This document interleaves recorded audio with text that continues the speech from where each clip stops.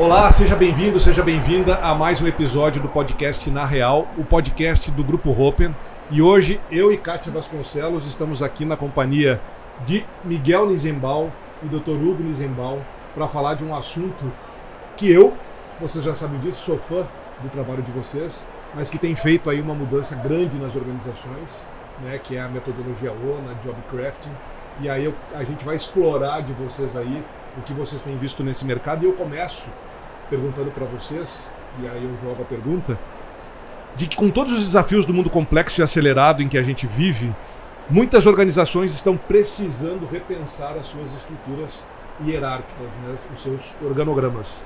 Como vocês sentem e veem isso, e o que tem feito sentido nos dias atuais aí para vocês? Eu vou começar pelo macro, e aí o Hugo já começa na questão de como é que a gente conecta o papel do indivíduo dentro desse redesenho, né?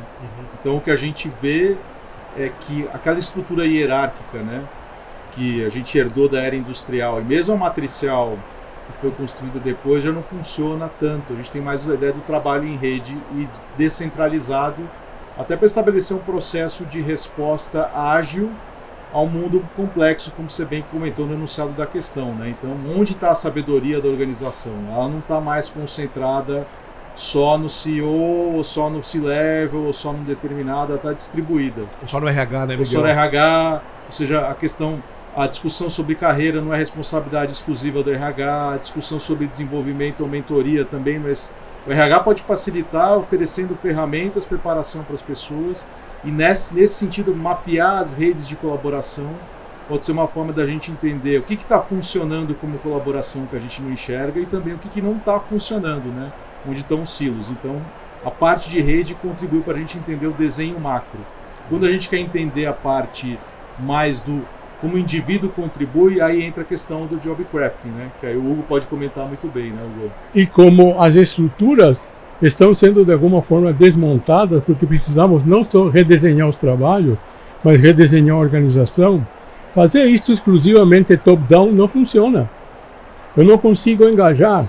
A Gallup vem fazendo pesquisa sobre engajamento faz 20 anos e o índice não muda. Agora, não muda por quê? Porque basicamente nós não perguntamos para as pessoas como querem contribuir. E esta contribuição a gente faz utilizando uma matriz, que é o contraposto da SWOT, que é a SOAR, que é pontos fortes, oportunidades, aspirações e resultados. Ou seja, se eu não consigo definir para mim onde eu estou e para onde eu quero ir, porque é difícil na hora de ter que renegociar o meu trabalho, o meu papel. E principalmente deixar o aspecto cargo de um lado, continua lá, mas os meus papéis mudam, porque a mudança é permanente. E eu gosto de colocar algumas coisas fundamentais nesse processo. Gastamos muito tempo tentando definir quem somos. Eu prefiro falar quem estamos sendo, porque isto dá movimento. E nos nossos processos a gente fala com o pessoal que não é um movimento linear, é circular, porque você pode voltar a qualquer momento para repensar a tua trajetória. Está permitido, não está escrito na tua descrição. Esse é um aspecto fundamental. Não eu sou, mas sim quem eu estou sendo. E um outro aspecto a trabalhar também é deixar claro que nem plano de carreira, que também seria uma forma top-down, e nem você é o protagonista da sua carreira.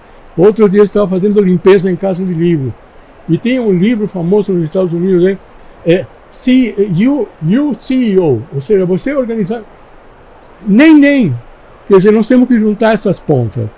Okay? E para poder trabalhar esse aspecto, se você quer redesenhar seu trabalho e você não aumentou sua autopercepção, ou seja, ampliar uma mentalidade de crescimento, seguramente que aquilo que você vai reformular em termos de carreira será exíguo, será enxuto. Então, fazer um trabalho prévio antes de ir para redesenhar suas tarefas e redesenhar as relações. E mais um aspecto eu colocaria: conceitos de sucesso e de fracasso. Porque quando a gente fala em carreira, podemos acabar ligando o que é uma carreira bem-sucedida e o que é uma carreira mal-sucedida. Também é desse aspecto que nós precisamos cuidar quando a gente for conversar de carreira com o pessoal. Entendi. Professor, se a gente parte do princípio que a gente está vivendo num mundo altamente complexo, né, e todas as outras características que dão, inconstante, descentralizado, o job crafting seria uma alternativa para fazer frente a esse mundo tão imprevisível, é isso? Ele porque é por isso que nós insistimos que é um movimento circular. Porque você redesenha teu trabalho, daqui a 6 meses, revisa. Está permitido. Porque quando você define a tua estratégia individual, ela não é estática. Okay? É uma estratégia situacional. É uma estratégia situacional. Okay? E as oportunidades que apareceram agora, daqui a 6 meses podem ser diferentes e teu papel muda. Se estamos trabalhando mais horizontalmente, okay, em equipes multidisciplinares, você tem espaço para poder contribuir, mais uma vez, okay, em diversas frentes. E aí nós fazemos uma outra correlação. Contribuição com capacitação. Insistimos muito nos levantamentos, necessidades de treinamento, dizendo também, mais uma vez, top-down, o que você precisa aprender. A grande questão é, qual é a contribuição que você quer dar e quais são as capacidades que permitirão que você contribua do jeito que você quer. E isso está ligado com a estratégia da organização? Sim, não? E negociar com a liderança. Não é uma coisa fácil, né? Não. Colocando em palavras até pode parecer simples, né? Mas não é. Porque assim, às vezes, por mais que a pessoa tenha a boa vontade, porque assim, são várias coisas envolvidas nisso, né? Iniciativa, sim, do colaborador, claro. Iniciativa do empregador, sim, análise de capacidade, futuro desejado, porque assim, nem aquilo que você tem para contribuir ou gostaria de contribuir vai de encontro com as necessidades da empresa. Então a empresa também precisa criar ferramentas para dizer, olha, muito obrigado pela sua iniciativa, mas neste momento a gente não precisa. E aí, como fazer? Como deslocar essa contribuição? Perfeito. É muito interessante. É muito legal a pergunta. Na verdade, o convite é fazer com que a pessoa comece olhando para dentro, em termos de aspirações, pontos fortes, para olhar as oportunidades que existem em campo. E como o nosso amigo Marcelo gosta de falar, desafio dentro da empresa não falta, né? Então, como é que eu alinho o desafio, olho o desafio diferente do cargo? Em relação a outras aspirações, se tem outros aspectos dentro que a própria rede da organização pode apoiar e talvez nem tudo poderá ser apoiado pela organização. Acho que o grande trunfo é fazer dessa conversa uma conversa contínua. Porque um diálogo contínuo, pelo menos você tem consciência de que a pessoa tem esse interesse, essa intenção e a oportunidade poderá surgir. E o problema é que a gente não tem esses diálogos contínuos. A gente não tem a conversação contínua sobre, olha, Jeder, eu sei que te interessa tal tema. Talvez dentro do grupo de SG você consiga manifestar tal coisa, ou talvez com um grupo específico você consegue suprir determinada característica que eventualmente você não tem. Teve uma situação de redesenho muito interessante, onde uma das pessoas, eram 7 sócios, uma das pessoas falou, cara, eu quero ser palestrante no meu tema específico, porque eu tenho interesse e não tem nada a ver com o desafio da empresa. O outro sócio de marketing, que também fez o processo, falou, olha, eu te apoio a fazer o posicionamento, porque eu acho que ter alguém posicionado, mesmo que não seja algo oficial da empresa, te ajuda a nossa imagem como organização. Não é institucional, mas você como executivo, é muito interessante que você se posicione e é uma coisa que é uma aspiração dele, de docência, de dar palestra. Então é esse diálogo contínuo que o redesenho, quando você revisa de forma estruturada, ajuda bastante, né? Mas, Miguel, tendo como pano de fundo situação e significado. Situação e significado. Claro. Sempre é isso, né? Sempre é isso, é circunstância e significado. Sempre é isso. Inclusive, tem um estudo do Adam Grant, que foi feito com a Amy, que é a mãe do Job Crafting, né? E eles falam o seguinte, né? O pessoal trabalhou para um grupo controle, só mentalidade de crescimento, ou seja, eu estou mais consciente sobre quem eu sou, mais consciente, tenho mais consciência. Não mudaram a circunstância. Ao não mudar a circunstância, o que acontece, você tá mais consciente, você fica mais frustrado, né? E com outro grupo só mudaram a circunstância. Eu redesenho aqui e tem uma coisa que a adaptação é hedônica, ou seja, eu fico satisfeito um determinado período, depois de 6 meses aquilo já vira rotina, né? Então, quando eles juntaram significado e circunstância, aí o efeito foi sustentável ao longo de 6 meses, 7 meses de bem-estar no trabalho, de conexão com o trabalho, né? E, aliás, a pesquisa que nós fizemos com os nossos clientes mostrou que o significado se manteve depois de 2 anos. Depois já caducou, né? E depois já caducou? Depois, não fez mais sentido. Não. Ok, é o seguinte, a pergunta que você fez em relação a como o pessoal reage, como é que eu vou agora dar a possibilidade para o pessoal redesenhar seu trabalho?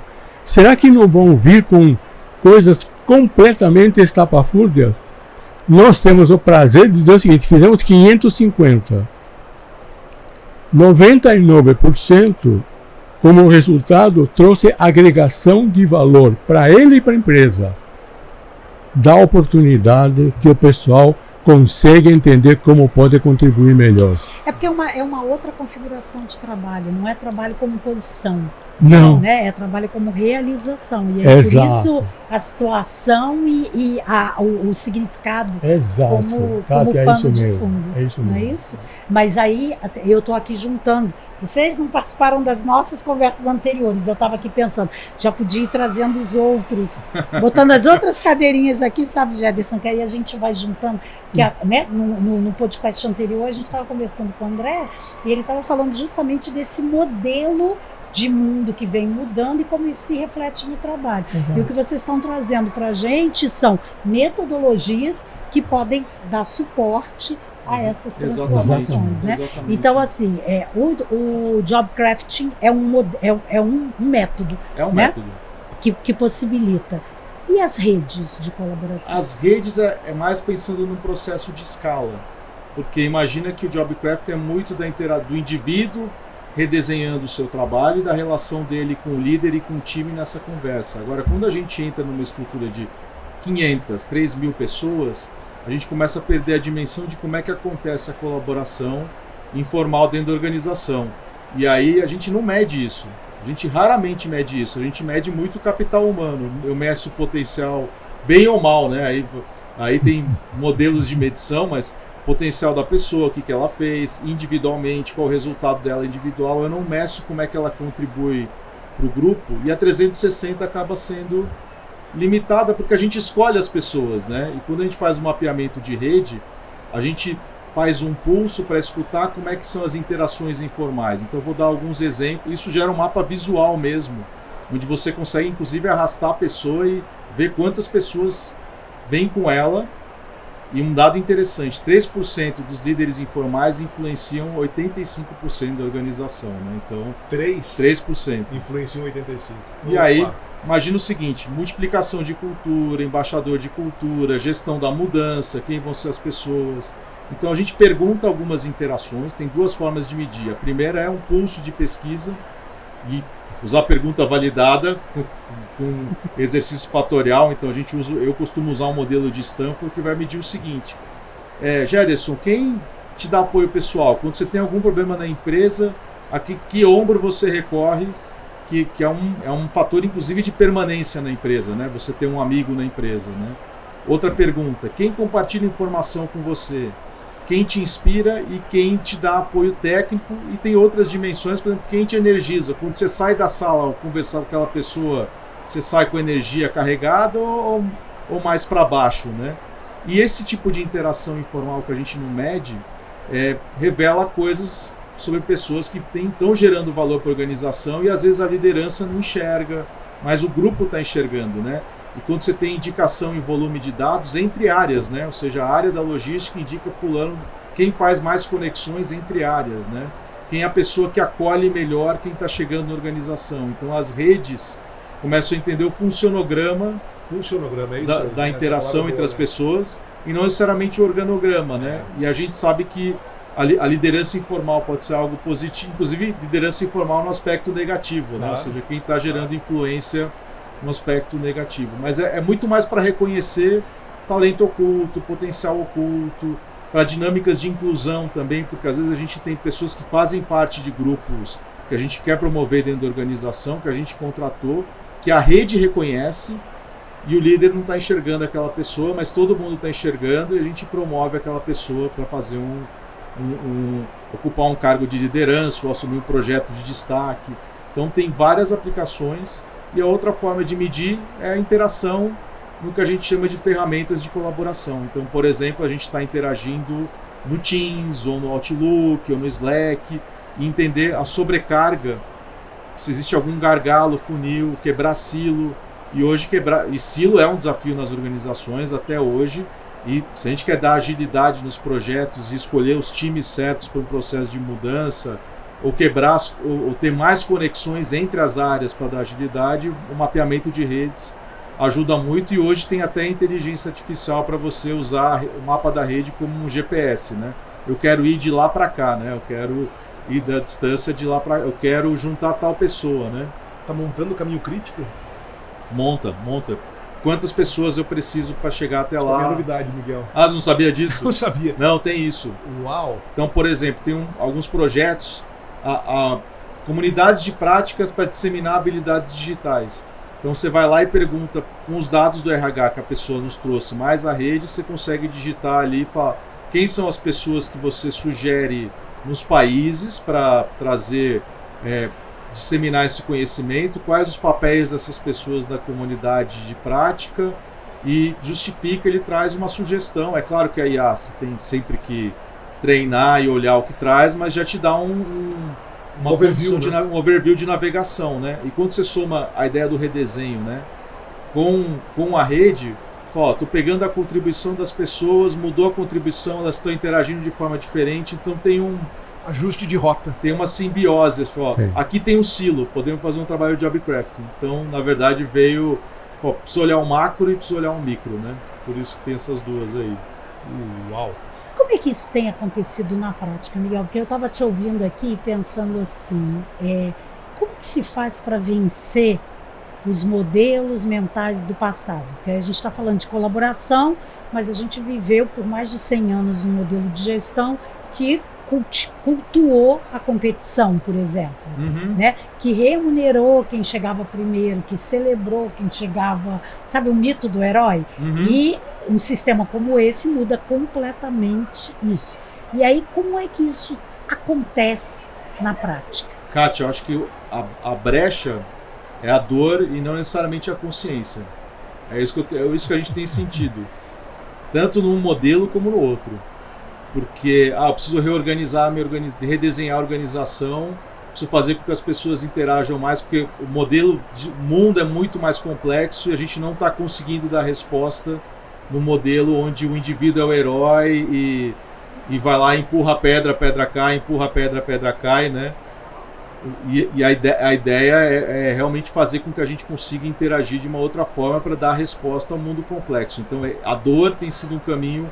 Eu preciso fazer um redesenho organizacional, preciso usar dados para isso, preciso ter informação para isso, preciso engajar as pessoas no processo de mudança, aí entra o job crafting ou os modelos de carreira, né, Hugo? Sim. Que acho que é legal você comentar isso, os modelos de carreira, como se trabalhou, trilhas de carreira na organização não funciona mais. Né? Não, e aí, mas eu vou pegar um gancho da pergunta da Kátia comentando um trabalho que nós fizemos, onde uma escola de negócio muito conceituada fez a estratégia. A estratégia está aqui. Balance scorecard bonito, bem desenhado. Legal. 7 sócios. Quem faz o que agora nesta nova etapa da empresa e nesta nova etapa da vida de cada sócio? Opa! Isto a escola de negócio que desenhou o mapa estratégico não respondeu, porque não era o trabalho dela, não estou criticando. Mas aí entrou o job crafting e disse o seguinte, ok, então nós estávamos trabalhando desta maneira.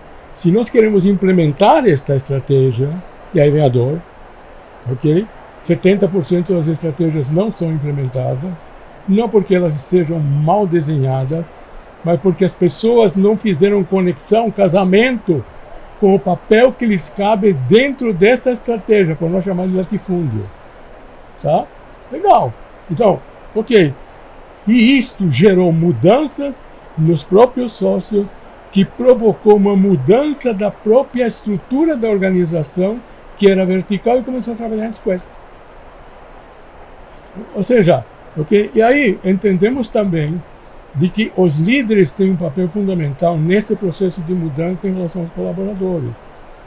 O papel do líder educador e o papel do líder energizador, que tem que ter uma compreensão mais clara do que é carreira, de que carreira não é simplesmente promoção, que promoção é uma opção, que é como você quer contribuir, que capacidade você precisa, como é que está o teu nível de autoconfiança, como é que estão as conexões de você, que escolhas você tem na frente, que oportunidade você procura. E é por isso que o nosso processo começa com a estratégia individual, vá para um assessment para que a pessoa possa fazer a ponte entre onde eu estou, para onde eu quero ir, qual é o meu potencial. E aí sim eu vou redesenhar meu trabalho, e o papel do líder, que é fundamental, é dizer, estas são as propostas que você traz, fantástico. Eu tenho outras para você, porque eu conheço, líder deveria, teu potencial, e eu sei que você também pode assumir outros papéis, e é uma conversa que é uma delícia. É uma delícia. É construtiva, é assertiva, é escutativa, como você quiser chamar. Ok? E entra... Tem ouvidos abertos. E tem ouvidos abertos. E tem ouvidos abertos. Sabe por quê?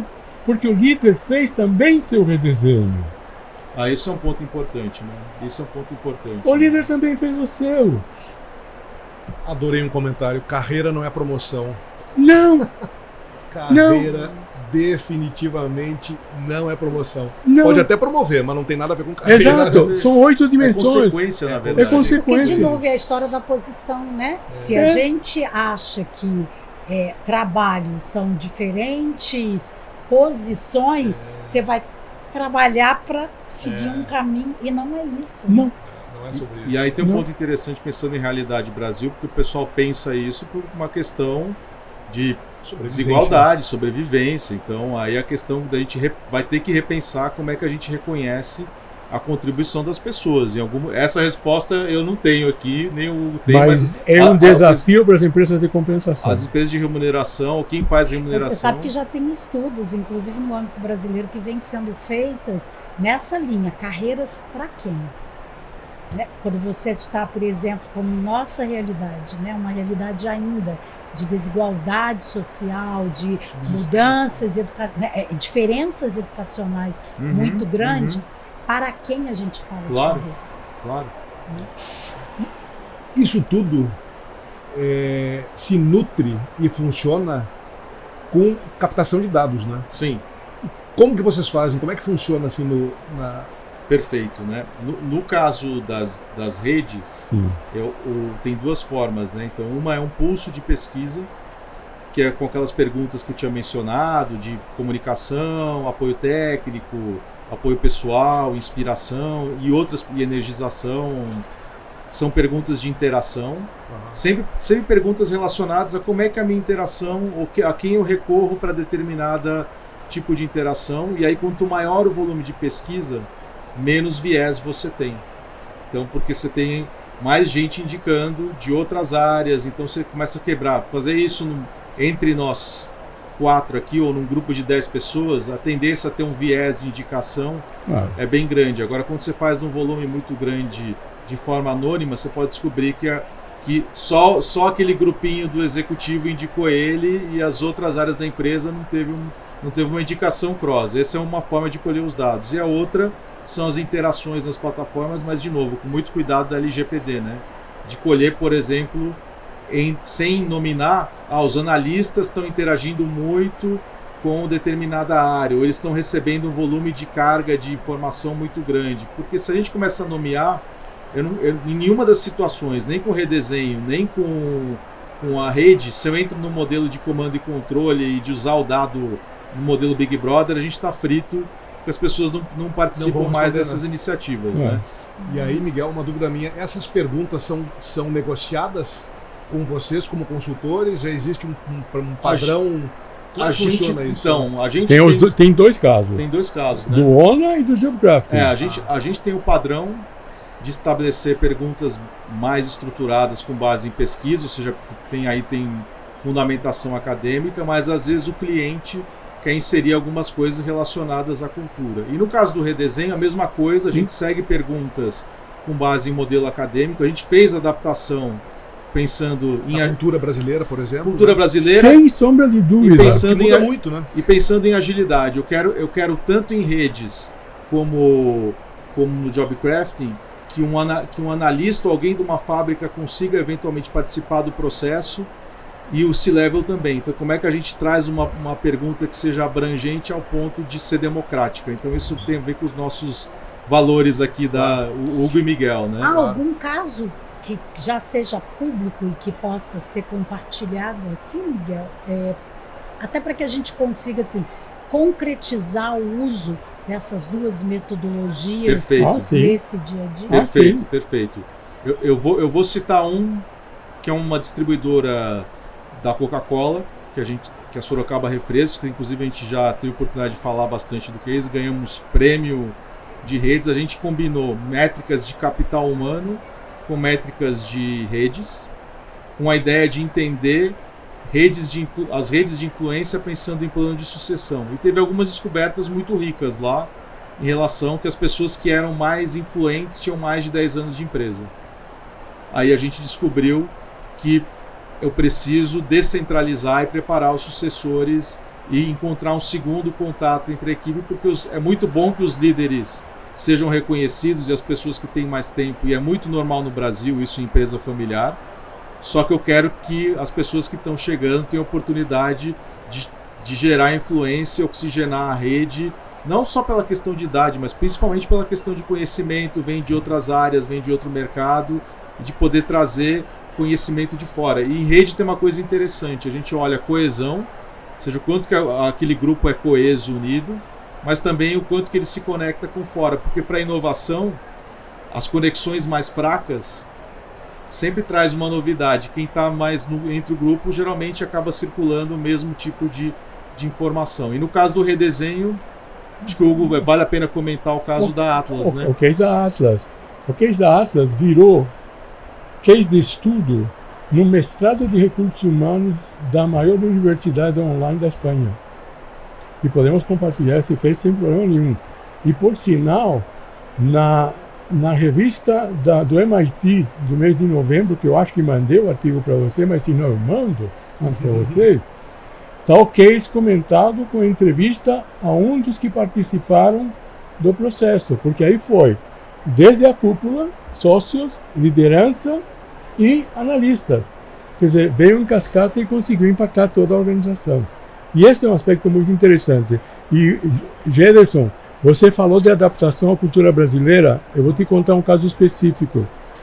A primeira vez que nós entramos em contato com Job Crafting foi em 2011. E vimos, é da Michigan Business School, e vimos o folheto da Michigan Business School, e dizemos, não, isto aqui não vai funcionar. Okay? E nós realmente transformamos, okay? Adequando conceitos que são universais e que, por sorte, puderam ser utilizados na Argentina, no Chile, no México, na Espanha e em Portugal. Ok? O exemplo que você estava dando antes também, Miguel, me ficou com um pouco de cara de silos também, né? Sim.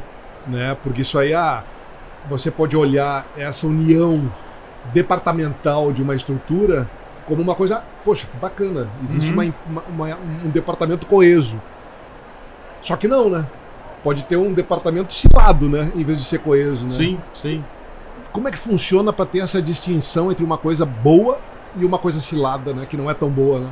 Legal. A gente olha literalmente o quanto tem de ponte entre um departamento e outro de indicação de pessoas, né? Quando a gente vê uma rede, você vê bolas, literalmente você vê bolas, né? Você vê, imagina assim, uma bola de poucas pessoas, poucas linhas de conexão, porque não dá para mostrar aqui no podcast, mas a ideia é pensar, é um nó.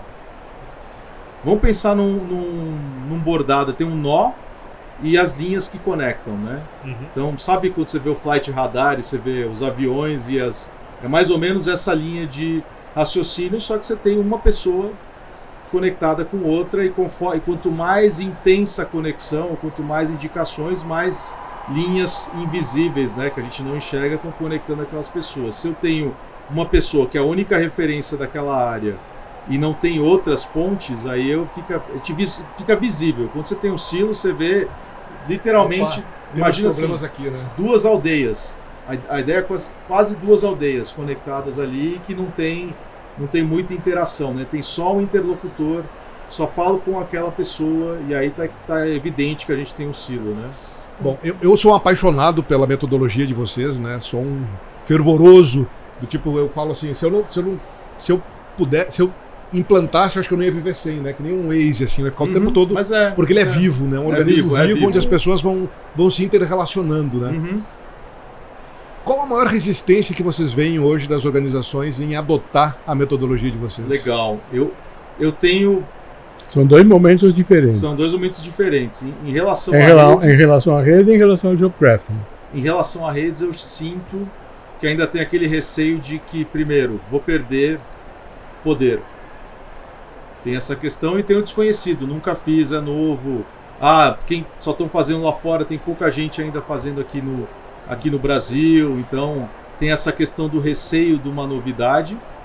E tem a questão de medo de perder poder, mas eu acho engraçado, porque na verdade quem está centralizando está deixando de usar o potencial dele, muitas vezes envolvido em aspectos burocráticos, deixando de usar o potencial dele para coisas estratégicas. Você conversa com qualquer líder aí, cara, eu estou mergulhando na operação, eu não consigo sair da operação, minha equipe isso. E quando você mapeia a rede, você descobre que tem um monte de potencial oculto ali que ele não está enxergando, ele poderia delegar, distribuir a sobrecarga. Então, primeira resistência, fala, não, isso aqui amplifica o teu poder, não reduz o teu poder, né? Melhora a colaboração, você dá mais autonomia para as pessoas, então acho que tem uma resistência aí em relação à estrutura, né?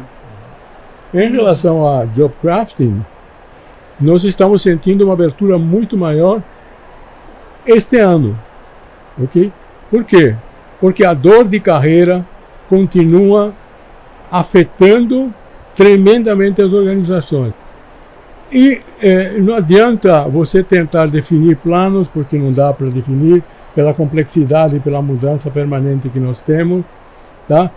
E recursos humanos, e o pessoal de HRBPs, ok? As business partners, realmente, se elas querem mudar o papel dela e os líderes mudarem seu papel, tem que começar a falar outra linguagem.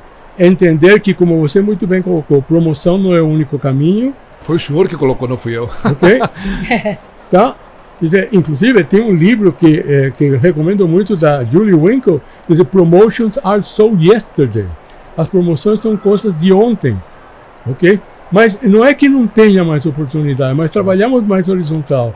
Então, é uma necessidade, porque as novas gerações estão batendo a porta das lideranças, dizendo, para onde eu vou? E digo para as lideranças, vamos reverter a pergunta. Jovem, para onde você quer ir? Qual é a contribuição que você quer trazer? Se você não tem claro, eu te ajudo. Mas não espera que eu te dê a resposta.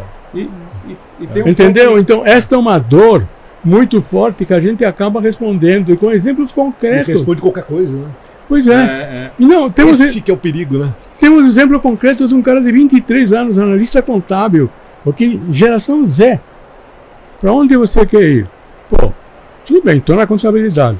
A automação para mim é fantástico e eu quero aprofundar. Mudou o papel dele. Mas surgiu dele e com uma necessidade da empresa. Então você faz a ponte. Uhum. Então eu não quero mais ouvir a geração Z não sabe para onde ir, nós não sabemos o que fazer com ele. Temos o que fazer com ele. Dando ferramentas. Tinha esse mesmo discurso na geração Y, né? É muito provável que na minha. Enfim. E aí eu fico pensando assim, por mais que a gente tente, porque já é, você sabe disso, já tem muito tempo que a gente diz que a discussão de carreira é insuficiente. E a gente sempre atribui à geração mais jovem. Mas a gente precisa entender que com o envelhecimento fica mais urgente ainda. Porque assim, eu vou ter que continuar, mas não fazendo o que eu estou fazendo, né? Eu quero fazer outras coisas, eu quero contribuir de outras maneiras, né? E é muito interessante porque a pesquisa que nós fizemos com os nossos clientes, que foi apresentada no Congresso Europeu de Bem-Estar Laboral, considerou pessoas de 22 a 60 anos. Ok? E para todos, e esse é um aspecto muito interessante, era útil, porque eu com 60 anos não vou parar de trabalhar. Gente, eu vou fazer 7 a 8 e não pretendo parar de trabalhar. Agora me diga o que eu vou fazer, quer dizer, eu vou repensar também. Vou chamar o Miguel para que me ajude a fazer meu casting. Agora, deixa eu fazer uma pergunta. Assim, a gente, sem dúvida nenhuma, são dois temas extremamente provocadores, né? E que revolucionam o ambiente organizacional. E a gente sabe que a gente vai se deparar assim, com resistências. Mas eu queria agora provocar assim, que a gente fosse para outra ponta, partindo do princípio de que não há resistência. Vamos lá para o mundo rosa, né? Total condições. Como usar isso para efetivamente fazer acontecer um ciclo de gestão de desempenho completamente diferente? Quando eu falo do ciclo de gestão de desempenho, é da entrada à saída. Porque não basta saber, né? Porque eu penso assim, as duas metodologias, tanto no âmbito individual quanto no coletivo, ela te dá o conhecimento, te dá o dado na veia também. O que eu faço com isso? Então, partindo do princípio que não tem resistência nenhuma, como eu uso isso? Perfeito. O que eu digo, né? Se você tem clareza da estratégia da organização e como é que isso alimenta a estratégia da organização, e usar os dados da rede para os novos desenhos organizacionais, seja como base de apoiar o desenho organizacional. E uma coisa que a gente fala da ideia do mobilidade interna e o talent marketplace, ou seja, o lado da organização em relação às duas, é deixar muito claro para onde a gente está indo, quais são as oportunidades que existem, e usar isso para facilitar a movimentação das pessoas dentro da organização e realmente destravar a colaboração. Eu não usaria o dado com mentalidade de comando e controle. Então aqui é muito mais, gente, como é que eu facilito o caminho das pessoas e tenho clareza de onde buscar as pessoas para compor os meus times. Então, olhando a questão do desempenho em relação à rede, como a pessoa colabora e contribui para a rede, deveria ser uma métrica utilizada numa avaliação de desempenho. Por exemplo, quem vai avaliar essa pessoa numa avaliação de desempenho pode ser quem interage mais com ela e convive com ela de maneira orgânica, e não uma indicação que normalmente acontece pelo 360, está no meu time. Então a gente pode usar a rede para fazer uma avaliação de desempenho de uma maneira melhor. E quando a gente fala do redesenho, né, Hugo? Sim. Eu enxergo muito mais aquela questão de, em vez de usar a avaliação de desempenho para discutir presente e passado, que todas as avaliações de desempenho é o que você olha fez. Para trás, né? É o que você fez, melhoria, né? que você fez no verão passado. Cara, legal. Como é que tá hoje? Qual que é a tua contribuição?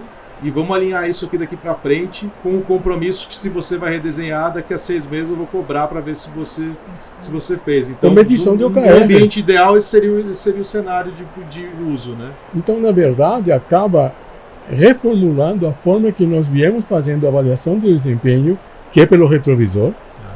Ok? É pelo retrovisor.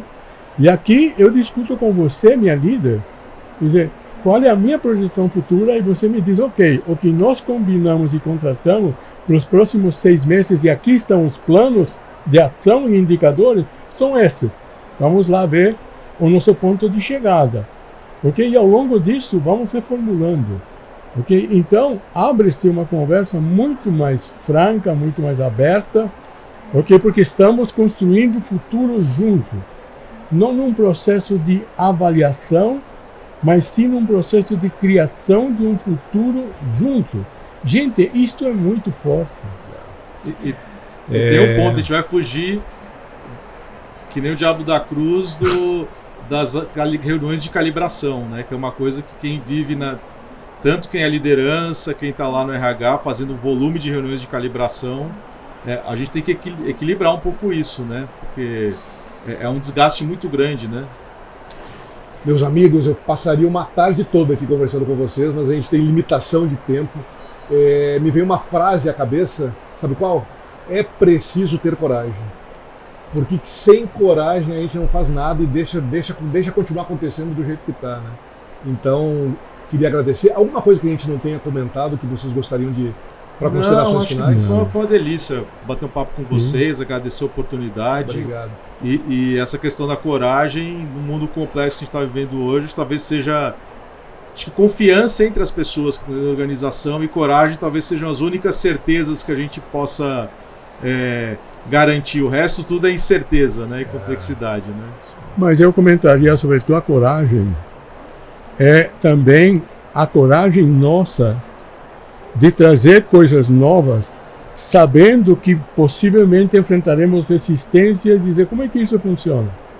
Quer dizer, e ter a coragem de clientes que nos deram a oportunidade de fazer funcionar pela primeira vez, dizer o seguinte: funciona, vamos lá, ok? E gerar testemunho com empresas médias, com empresas grandes, ok? E hoje nós temos, depois de bastante suor, não digo lágrima, ok?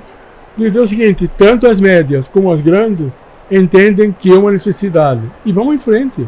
Porque não é uma questão de porte, né? Não é questão de porte. Né? É questão de gente, exatamente. É questão de gente. É isso aí. Muito obrigado. Obrigado, Kátia Vasconcelos, Dr. Hugo, Miguel. Obrigado. E para você que nos acompanhou, deixe seu like, deixe seus comentários, aperta o sininho e siga as nossas redes aí. Obrigado pela companhia.